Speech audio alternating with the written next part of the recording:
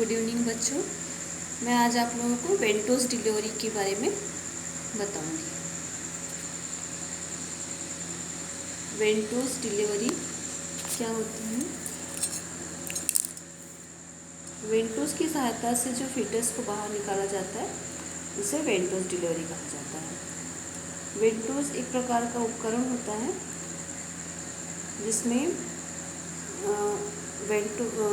Vacuum उत्पन्न करके, vacuum को क्रिएट करके डिलीवरी के समय जो फीटस होता है उसको वैक्यूम उत्पन्न करके फीटस के सिर को बाहर निकालकर उसकी डिलीवरी कराई जाती है। ठीक है। अब ये जो उपकरण होता है एक प्रकार का वैक्यूम, जो एक प्रकार का इंस्ट्रूमेंट होता है, इसके कुछ पार्ट्स होते हैं। फर्स्ट है जैसे इसमें सक्शन कप होता है, और सक्शन कप पहले मेटल का यूज़ करते थे, लेकिन इसमें इंजरी होने का डर रहता है, इसलिए आजकल इसमें सिलिकॉन रबर्स का कप यूज़ करते हैं। इसका साइज़ अलग अलग होते हैं, जैसे 30 mm, 40 mm और इसके अलावा 50 mm और 60 mm का भी यूज़ किया जाता है। और इसके अलावा इसमें वैक्यूम बॉटल्स होती है और वैक्यूम इसमें कनेक्टिंग ट्यूब भी होती है। अब हम देखते हैं इसमें इंडिकेशंस क्या होते हैं वैक्यूम डिलीवरी के।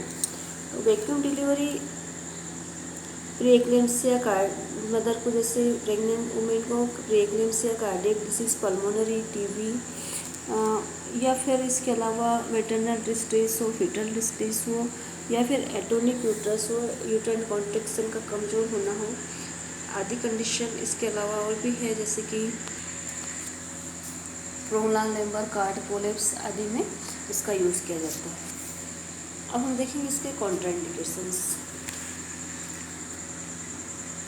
कॉन्ट्राइंडिकेशंस की बात करते हैं, जैसे कि जो वैक्यूम डिलीवरी होती है यह मेनली वर्टेक्स प्रेजेंटेशन में ही इसका यूज़ किया जाता है। और इसके अलावा जैसे कि किसी प्रकार का अन्य प्रकार प्रेजेंटेशन में, जैसे कि फेस प्रेजेंटेशन है, या ब्रेस्ट प्रेजेंटेशन है, ब्रो प्रेजेंटेशन है, या कंपाउंड प्रेजेंटेशन, तो इस प्रकार की कंडीशन में वैक्यूम डिलीवरी का उपयोग नहीं किया जाता है। इसके अलावा बेबी जब प्रीमेच्योर हो तब भी इसका उपयोग नहीं करना चाहिए। कॉर्ड प्रोलेप्स हो, फीटल कोगुलेशन खागुलेथिस हो, तब भी इसका उपयोग नहीं करते। अब इसके अलावा हम देखते हैं कि कुछ फेवरेबल कंडीशन भी होती हैं, जिसे फुलफिल फेवरेबल कंडीशन में क्या फुलफिल होना चाहिए देखेंगे हम। तो इसमें मेनली हम देखते हैं कि जो इंडिकेशन होना चाहिए इसमें, तो सर्विक्स जैसे कि 5 सेंटीमीटर मोर देन होना चाहिए, 5 सेंटीमीटर या 6 सेंटीमीटर तक इसका डायलेटेशन होना चाहिए सर्विक्स का। इसके बाद हम बात करें तो जो बेबी का हेड होता है वो एंगेजमेंट हो चुका होना चाहिए। ठीक है। इसके बाद सिफेलोपोडिक डिस्ट्रीब्यूशन नहीं होना चाहिए इसमें। और इसके अलावा जो प्रेग्नेंट वुमेन है या फिर उसके परिवारजन है, उनका रिटन कंसर्न भी होना ज़रूरी होता है। ठीक है। अब हम प्रोसीजर करते हैं, तो प्रोसीजर करने के समय क्या होता है, वेंटोस डिलीवरी करने के कारण तथा उससे होने वाले फ़ायदे के बारे में उनके परिवारजनों को बताना होता है, ताकि उन्हें किसी प्रकार की फियर या एंजाइटी ना हो।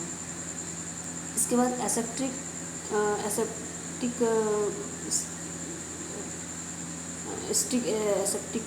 टेक्निक का यूज़ करना होता है हमें, और ब्लैडर खाली होना चाहिए।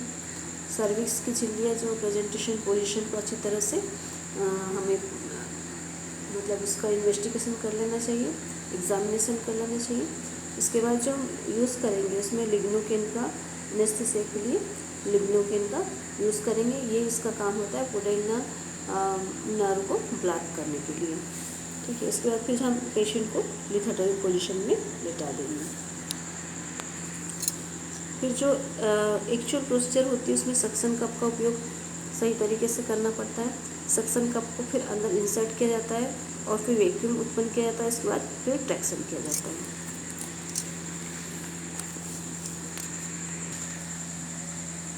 वैक्यूम उत्पन्न करने के लिए जो होता है, कप को अच्छी तरह से लगाने के बाद वैक्यूम पंपिंग द्वारा 0.2 kg पर सेंटीमीटर का वैक्यूम उत्पन्न किया जाता है और फिर इसमें स्टार्ट किया जाता है और उसके बाद धीरे धीरे इसको प्रेशर को बढ़ाया जाता है। मैक्सिमम प्रेशर 0.8 kg पर सेंटीमीटर क्यूब होता है और अप टू ये बढ़ाया जाता है 10 मिनट तक। 10 मिनट तक इसको बढ़ाया जाता है। उसके बाद 25 मिनट तक यह प्रेशर रखते हैं। इसके बाद लंबे समय तक हमें नहीं रखना चाहिए, जिससे कि कैप्यूट सक्सीडेंटम का निर्माण होने के चांसेस बढ़ जाते हैं। इसके बाद फिर हम देखते हैं कि जब ये तभी करना चाहिए इसमें ट्रैक्शन जब यूट्राइन कॉन्ट्रैक्शन अच्छे आते हैं, ठीक है। और बीच बीच में रुक रुक कर इसमें सावधानीपूर्वक इंटरमिनेट करना चाहिए। इसके बाद फिर हम देखते हैं कि ट्रैक्शन की प्रक्रिया, एक हाथ और दोनों उंगलियों को कप के ऊपर को लगाकर उसको दोनों उससे उंगलियों को कप के ऊपर रख करके हल्का सा प्रेशर उसमें लगाया जाता है।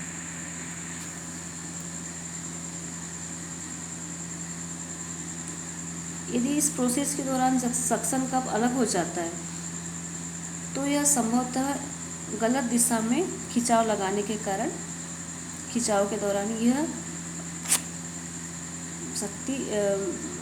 अधिक शक्ति का उपयोग करने के कारण यह हो सकता है।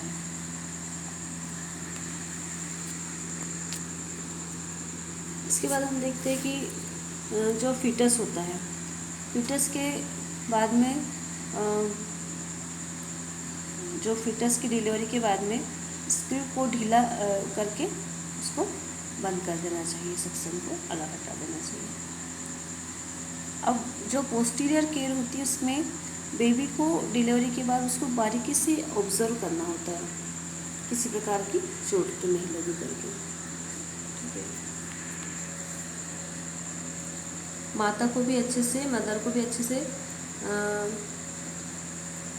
देखना पड़ता है और उसमें फिर वेट डोज डिलीवरी के कुछ कॉम्प्लिकेशन भी हो सकते हैं, जैसे कि मैटरनल कॉम्प्लिकेशंस, जो उसका बर्थ कैनाल होता है उसमें इंजरी हो सकती है मदर को।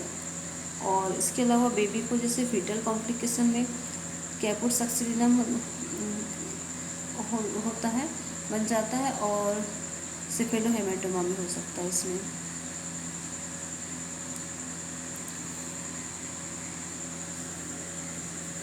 इसमें एपिज़ोटमी देना ज़रूरी होता है।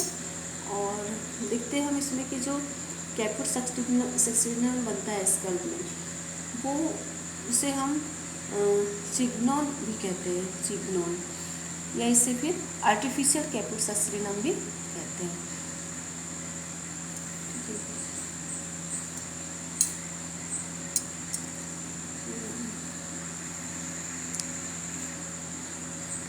आई होप आप लोगों को समझ में आ गया होगा। ये हमारा कैप्यूट सक्सीडेंटम जो होता है, ये इसे हम चिग्नोन भी कहते हैं। कभी कभी न्यू टाइप में आ जाता है इस प्रकार का क्वेश्चन। Thank you.